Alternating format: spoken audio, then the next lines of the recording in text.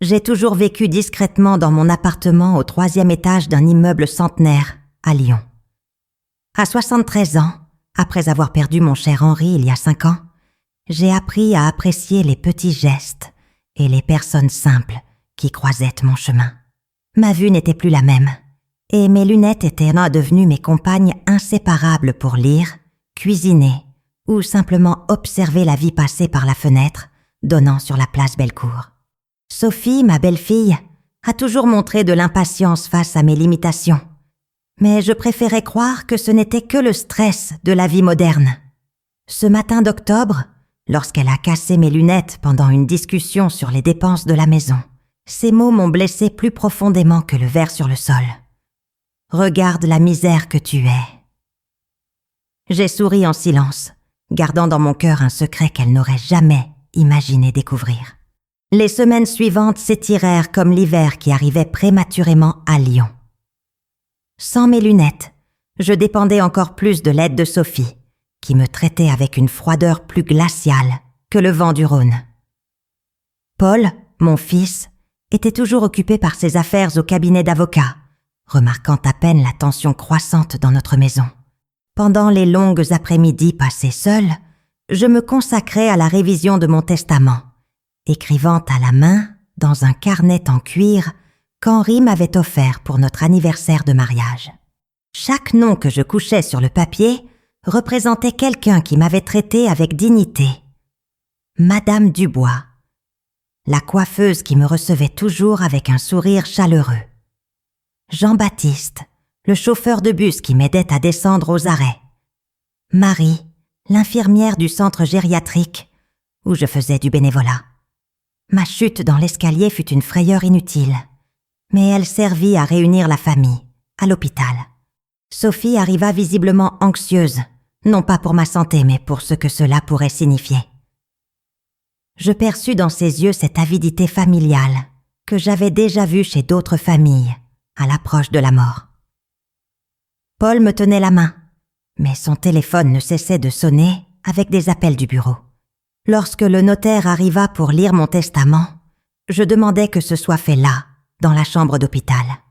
Sophie se posta près de la tête du lit, avec ce sourire calculé que je connaissais bien. Sa confiance était palpable, comme si elle avait déjà mentalement dépensé chaque euro qu'elle pensait hériter. Le notaire commença à lire les noms des bénéficiaires, et j'observais attentivement les expressions changer autour de moi. Au fur et à mesure que le testament était lu, le visage de Sophie changeait de couleur. Madame Dubois recevrait l'appartement de la rue de la République. Jean-Baptiste hériterait des investissements dans les vignobles. Marie recevrait la maison de campagne dans le Beaujolais. Chaque nom était celui d'une personne qui m'avait traité avec respect et affection, que je sois riche ou pauvre. Sophie restait immobile, ses mains tremblant légèrement en écoutant la liste d'étrangers, recevant des millions qu'elle croyait être les siens.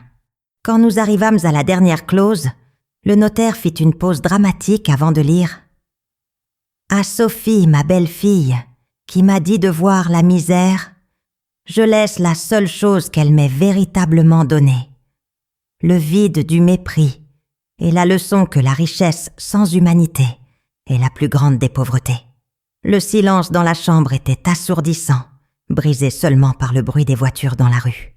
Sophie resta figée, pâle comme la neige qui commençait à tomber à l'extérieur de la fenêtre de l'hôpital. Ses mains tremblaient, tandis qu'elle essayait de comprendre que des décennies de mépris et de mauvaise éducation lui avaient coûté des millions d'euros.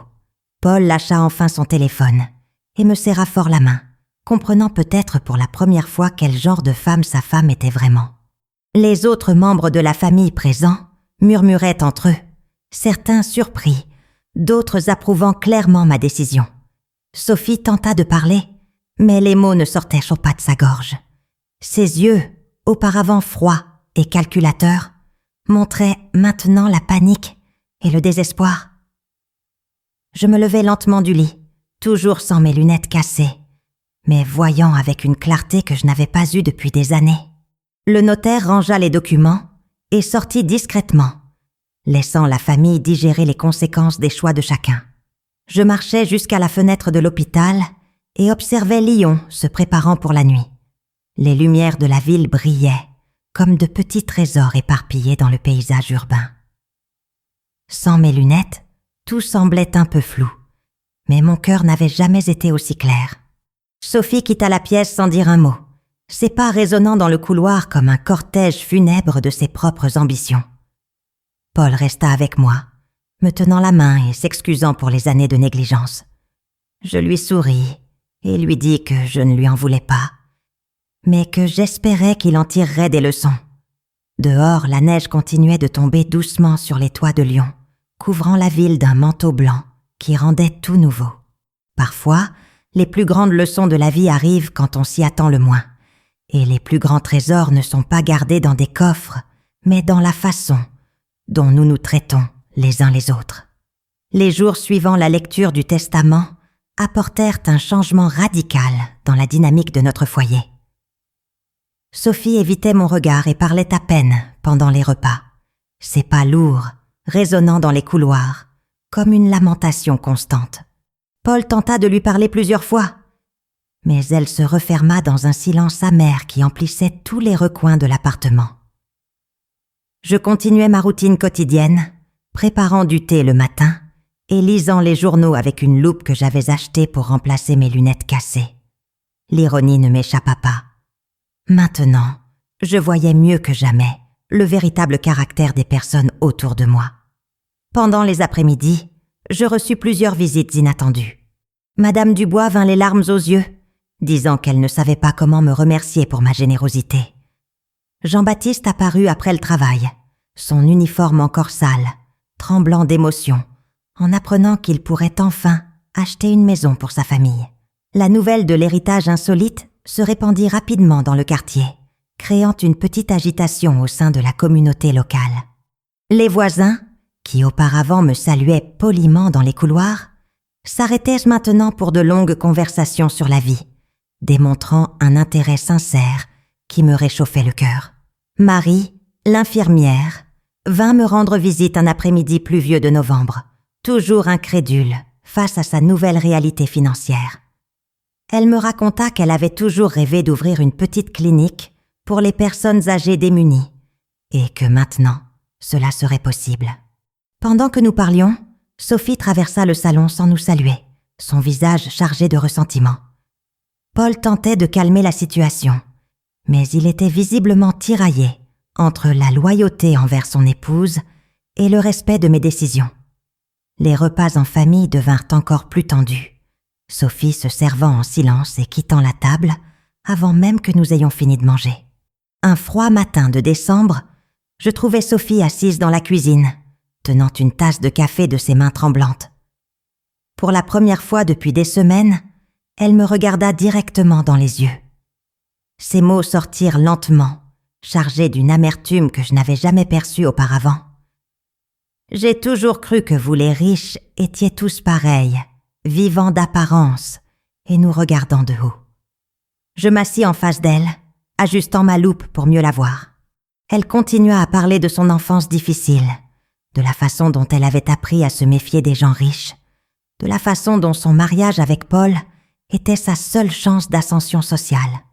Ses larmes commencèrent à couler, se mêlant à la vapeur du café chaud. Pour la première fois, je vis Sophie non pas comme ma cruelle belle-fille, mais comme une femme blessée qui avait construit des murs autour de son cœur.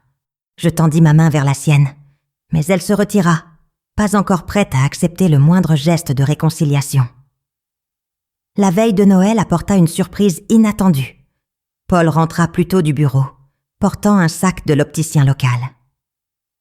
À l'intérieur, une nouvelle paire de lunettes, choisie spécialement pour moi. Quand je l'ai mis, le monde gagna une netteté que je n'avais pas expérimentée depuis des mois. Je pus voir clairement le visage préoccupé de mon fils, les rides de fatigue autour de ses yeux, et aussi Sophie, observant depuis la porte du salon avec une expression mêlant curiosité et regret. Ce soir-là, nous décorâmes l'arbre de Noël en silence, chacun perdu dans ses propres pensées. Les lumières colorées se reflétaient dans les fenêtres, embuées par la pluie fine qui tombait sur Lyon. Sophie aida à placer les décorations, mais ses mains tremblaient légèrement, comme si chaque mouvement était un effort pour surmonter son orgueil blessé. Quand nous eûmes fini, elle murmura un « merci », presque inaudible, avant de monter dans sa chambre. Le matin de Noël, je me réveillais au son inhabituel de mouvements dans la cuisine. Je trouvais Sophie en train de préparer un petit déjeuner élaboré, avec des croissants frais et des fruits coupés en forme décorative. Elle s'était levée tôt pour aller à la boulangerie, bravant le froid mordant du matin lyonnais.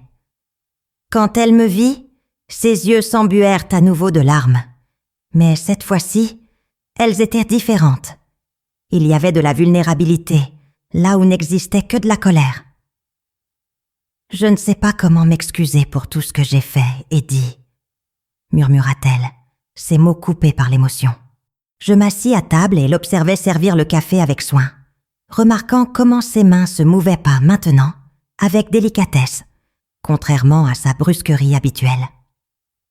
Paul descendit les escaliers et les trouva toutes les deux assises, ensemble, parlant doucement de recettes de famille et de souvenirs d'Henri. Ce fut le premier Noël depuis 5 ans, où je ne me sentis pas complètement seule. Et ironiquement, cela arriva après avoir donné ma fortune à des étrangers. Les mois suivants apportèrent une transformation progressive, mais profonde, dans notre cohabitation. Sophie commença à m'aider pour les courses hebdomadaires, non par obligation, mais par choix. Je découvris qu'elle avait un talent naturel pour trouver des produits frais au marché local, négociant les prix avec les vendeurs, avec une habileté que j'admirais. Ensemble, nous explorâmes les petits cafés du centre historique de Lyon, où elle me racontait des histoires de sa jeunesse, tandis que nous savourions des chocolats chauds. Paul remarqua le changement et souriait plus souvent, soulagé de voir sa famille enfin en harmonie. Un après-midi de printemps, Sophie me surprit avec une proposition. « Et si nous enseignions certaines de vos recettes de famille aux gens du centre communautaire ?»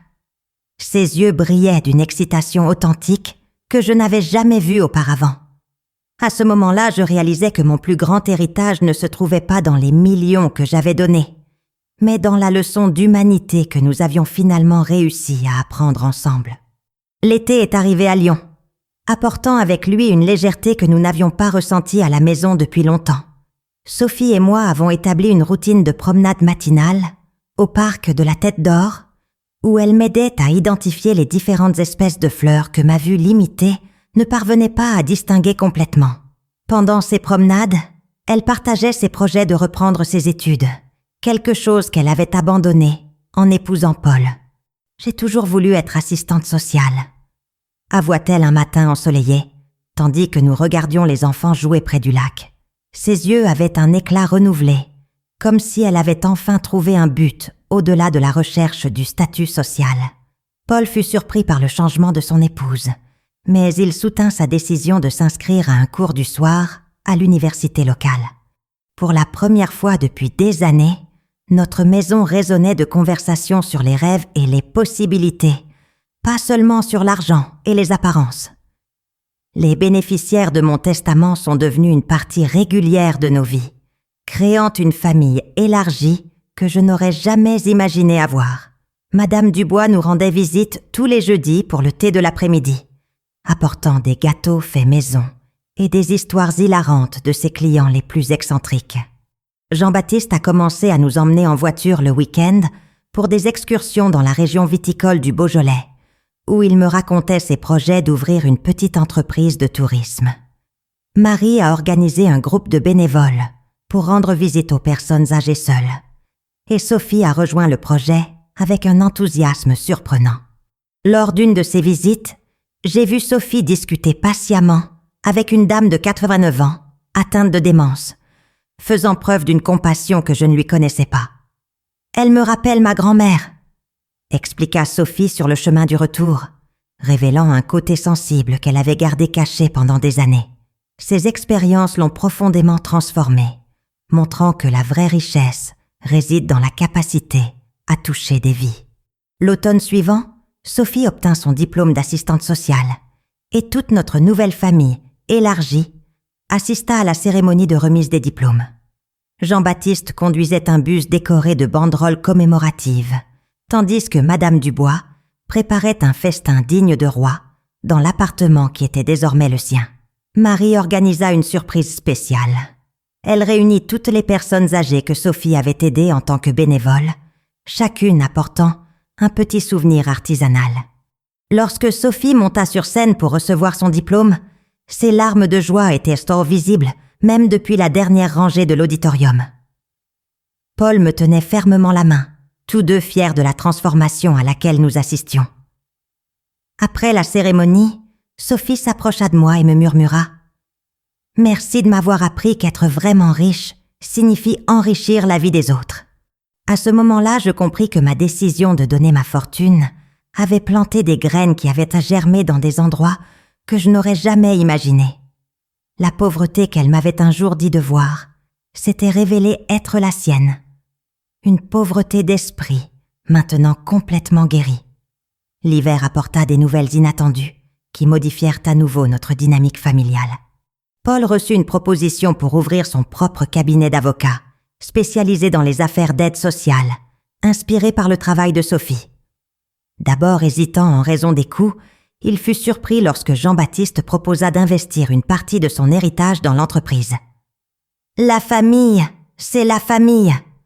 dit le chauffeur à la retraite, avec son sourire caractéristique. Madame Dubois voulut également contribuer, offrant le rez-de-chaussée de son nouvel immeuble comme siège du cabinet. Marie suggéra un partenariat avec les services de santé locaux, créant un réseau de soutien intégré pour les personnes dans le besoin. Sophie rayonnait de fierté en voyant comment sa nouvelle profession inspirait tout notre réseau de relations. Pendant les réunions de planification dans notre salon, j'observais fascinée comment des personnes d'origine sociale différentes travaillaient ensemble pour un objectif commun. L'argent que j'avais distribué se multipliait sous des formes qu'aucun investissement traditionnel n'aurait pu atteindre. Le printemps suivant marqua l'inauguration du cabinet Moreau & Associés, avocats sociaux, situé rue de la République, dans le même immeuble où Madame Dubois avait installé un petit café.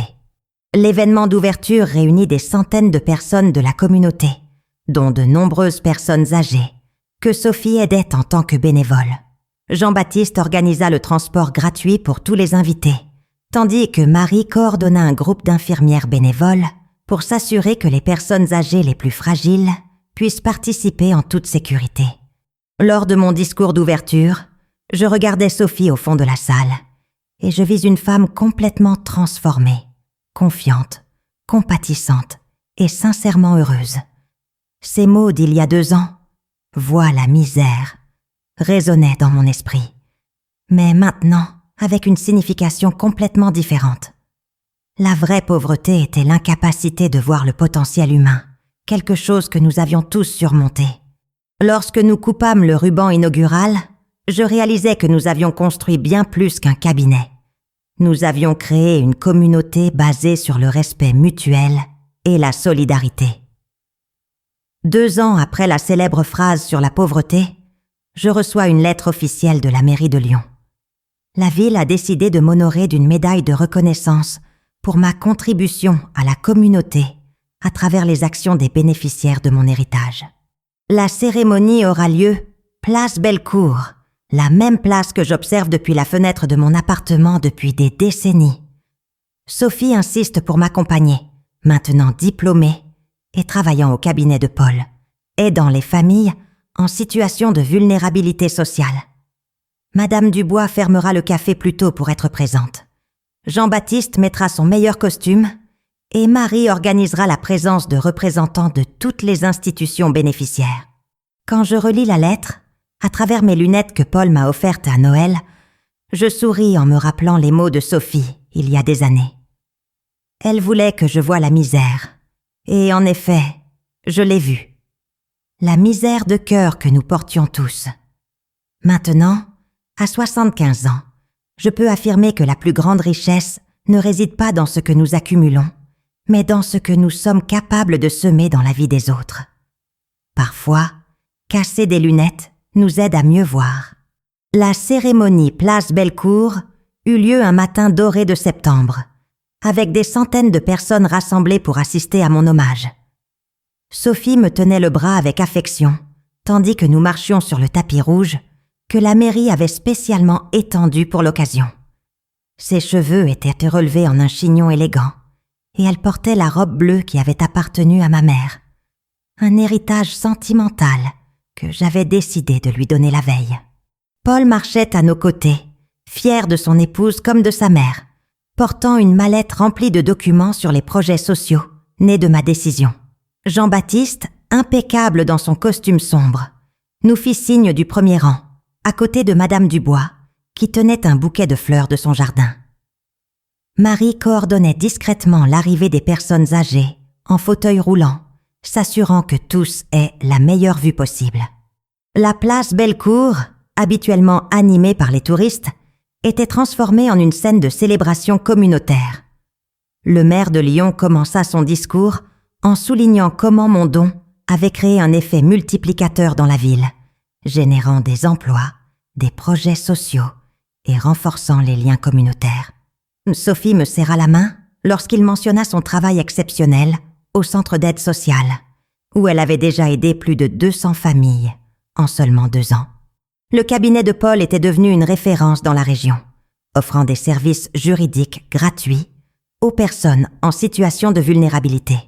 Jean-Baptiste avait étendu son entreprise de tourisme social, employant des jeunes en situation de risque et offrant des visites culturelles gratuites aux personnes âgées. Madame Dubois avait transformé son café en un lieu de rencontre pour les artistes locaux et des ateliers de formation professionnelle. Marie avait développé un programme innovant de soins à domicile qui était devenu un modèle pour d'autres villes françaises. Chaque histoire racontée par le maire renforçait ma certitude que l'argent avait trouvé son véritable but. Quand vint mon tour de parler, je regardais la foule et je vis des visages connus de tout notre parcours. Les personnes âgées que Sophie visitait, les jeunes que Jean-Baptiste employait, les familles que Paul défendait gratuitement. Ma voix trembla légèrement au début, mais gagna en force à mesure que je partageais ma réflexion sur la vraie richesse. Pendant des années, j'ai gardé ma fortune comme un secret, croyant que cela me protégeait. Mais j'ai découvert que la vraie protection vient des personnes que nous choisissons d'aimer et de servir, dis-je, tandis que Sophie essuyait discrètement une larme. Je racontais comment les mots durs de ma belle-fille, initialement douloureux, étaient devenus le catalyseur d'une des meilleures décisions de ma vie. Elle m'a dit de voir la misère, et j'ai finalement vu la misère d'esprit qui nous empêche de nous connecter véritablement les uns aux autres. La foule applaudit chaleureusement, et je réalisais que mon histoire avait touché des cœurs au-delà de ma famille. La médaille que je reçus des mains du maire était simple, mais son poids symbolique était immense. Faite de bronze avec des détails en or, elle portait gravée la phrase « Pour une Lyon plus humaine et solidaire ». Sophie s'approcha pour m'aider à la mettre et me murmura à l'oreille « Merci de m'avoir appris que le vrai luxe est de pouvoir transformer des vies ». À ce moment-là, je me souvins du matin où elle avait cassé mes lunettes et comment cette action, apparemment destructive, nous avait en fait libérés pour voir clairement. Paul nous rejoignit sur scène et pour la première fois depuis des années, nous nous serrâmes dans les bras comme une famille véritablement unie. Les photographes capturèrent ce moment, mais aucune image ne pourrait enregistrer la transformation intérieure que nous avons tous vécue. La foule continua d'applaudir tandis que nous marchions ensemble vers nos chaises, non plus comme belle-mère et belle-fille en conflit, mais comme des femmes qui avaient appris la valeur du pardon et de la seconde chance. Le déjeuner commémoratif eut lieu au restaurant que Marie avait ouvert avec une partie de son héritage, spécialisé dans la cuisine lyonnaise traditionnelle, à des prix abordables pour la communauté locale. Les tables étaient décorées de fleurs du jardin de Madame Dubois, et Jean-Baptiste avait organisé un service de transport gratuit pour toutes les personnes âgées invitées. Pendant le repas, j'entendis des dizaines d'histoires sur la façon dont les dons avaient eu un impact sur des vies individuelles, des enfants qui avaient désormais accès à une éducation de qualité, des personnes âgées qui recevaient des soins dignes à domicile, des jeunes qui avaient trouvé des opportunités d'emploi. Sophie circulait entre les tables, rencontrant personnellement chaque bénéficiaire indirect de ma décision. Sa joie sincère contagiait tout le monde. Paul profita de l'occasion pour annoncer l'expansion du cabinet à d'autres villes, un projet qui bénéficierait du soutien financier volontaire de tous les bénéficiaires originaux. En observant cette scène, je réalisais que ma fortune s'était multipliée sous des formes qu'aucun investissement financier traditionnel n'aurait pu atteindre. 3 ans après la fameuse phrase sur la pauvreté, Sophie et moi sommes assises sur la véranda de notre maison de campagne dans le Beaujolais, observant le coucher de soleil peindre le ciel de tons dorés. Elle vient de rentrer d'une conférence internationale sur l'aide sociale, où elle a présenté notre modèle lyonnais de développement communautaire, basé sur des dons stratégiques. Paul est dans le jardin, jouant avec notre première petite fille, Marie-Claire, née il y a 6 mois, et qui remplit déjà notre maison de rire et d'espoir. Jean-Baptiste a officiellement pris sa retraite, mais continue bénévolement de conduire pour des événements spéciaux, toujours avec son sourire caractéristique. Madame Dubois a vendu son café pour ouvrir une école de cuisine pour jeunes en difficulté sociale. Marie a été décorée par le gouvernement français pour ses innovations dans le domaine de la santé communautaire. Tandis que j'observe ma famille élargie prospérer, je souris en me rappelant que tout a commencé par une paire de lunettes cassées et une phrase cruelle qui s'est transformée en la plus grande leçon de nos vies. Parfois, casser des lunettes nous aide à voir plus clair et à découvrir que la vraie richesse a toujours résidé dans les liens humains que nous tissons avec amour, patience et générosité.